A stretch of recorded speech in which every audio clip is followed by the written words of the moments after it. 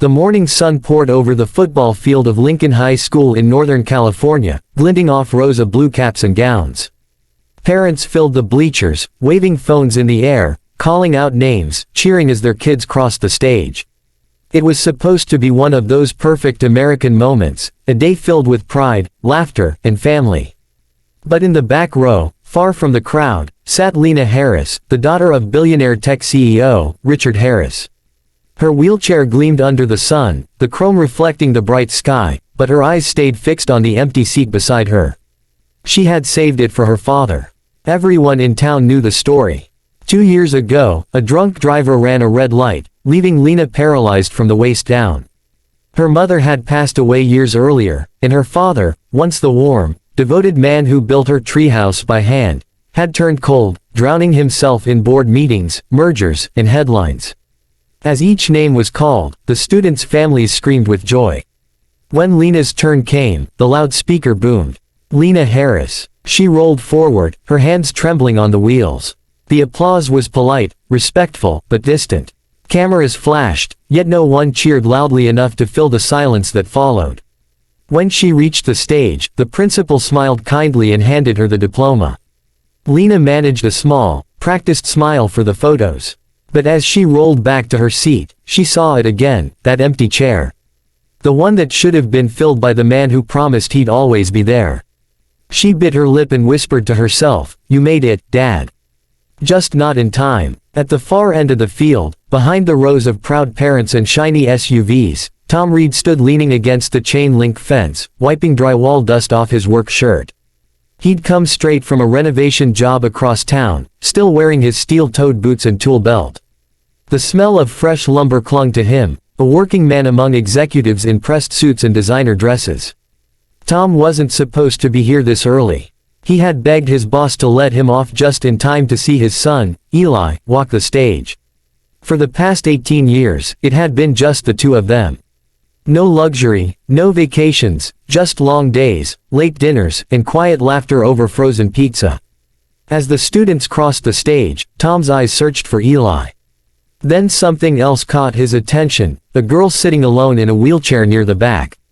No one around her, no one cheering her name. Her smile looked brave, but her eyes gave her away. "Dad," Eli whispered beside him, following his gaze. "Isn't that the CEO's daughter? The one from the news?" Tom nodded slowly. Everyone knew her father, Richard Harris, the man who owned half the tech companies in the valley. "Yeah," he said softly. "That's her." Eli frowned. "Where's her family?" Tom didn't answer right away. He just watched as Lena quietly tucked her diploma into her lap, pretending not to notice how everyone else was surrounded by hugs and flowers. Finally, Tom said, "Doesn't matter who her dad is. No one deserves to sit alone on a day like this." Eli glanced up at him. "So, what are we gonna do?" The ceremony was winding down. Balloons drifted into the bright blue sky, and families gathered in tight circles, laughing and taking pictures.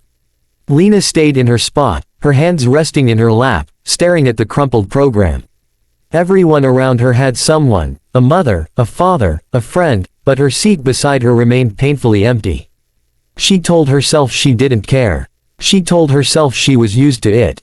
But when another student's mom wrapped her arms around her kid, Lena's throat tightened. For a second, she wished she could just disappear into the noise. Then, out of the corner of her eye, she saw movement, a man walking slowly across the field. His work boots sank slightly into the grass, leaving faint tracks behind. He looked out of place among the crowd of polished shoes and silk dresses. In his hand, he held a small, simple bouquet of daisies, the kind you'd buy from a grocery store on your way home. Lena blinked, confused. Was he walking toward her? Tom stopped right in front of her wheelchair. He smiled gently, a little out of breath. "Miss Harris," he said, his voice rough but kind, "no one should sit alone on their graduation day." Before she could speak, he handed her the flowers. Lena looked down at them, then up at him, her voice barely a whisper. You don't even know me." Tom nodded. "You don't have to know someone to care." For a moment, time stood still on that crowded field. The noise, the laughter, the cameras, all of it faded into a soft hum as Lena stared at the man kneeling beside her, the simple bouquet trembling slightly in his rough hands. No one had ever done something like that for her, not out of pity, not for publicity, just out of kindness. Before she could find words, another voice called out behind him.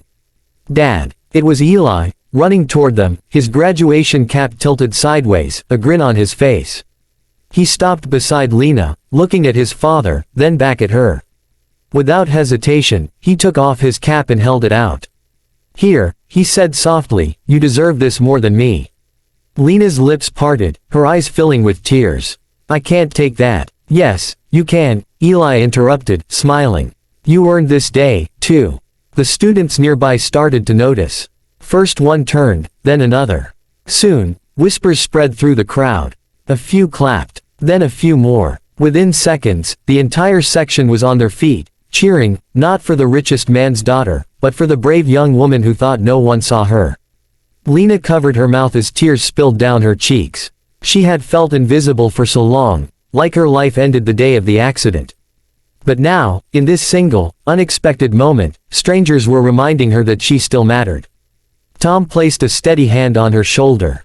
"See that, kiddo? The world's full of good people, you just have to look up once in a while." That evening, the sunset painted the California sky in shades of orange and gold. Tom and Eli were back home. Their small rented house smelled of chili simmering on the stove. They didn't talk much about what happened at graduation. To them, it wasn't a big heroic act. It was just the right thing to do. Then, headlights flashed through the window. A sleek black car rolled up the gravel driveway, the kind Tom usually only saw in magazines. A tall man in a gray suit stepped out, his face drawn and serious. Tom recognized him instantly from the news. Richard Harris. Tom wiped his hands on a towel and opened the door. "Mr. Harris." The CEO nodded, his voice unsteady. "You're Tom Reed, right? The man who walked over to my daughter today."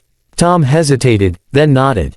"Yeah, that was me. She just looked like she needed someone."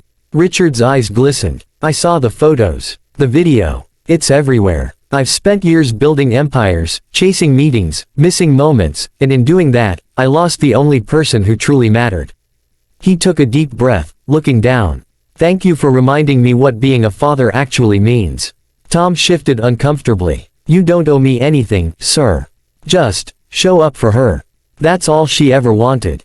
Richard swallowed hard and nodded. "I will." The two men shook hands, a billionaire and a builder, connected by something greater than money, the simple truth that kindness still mattered.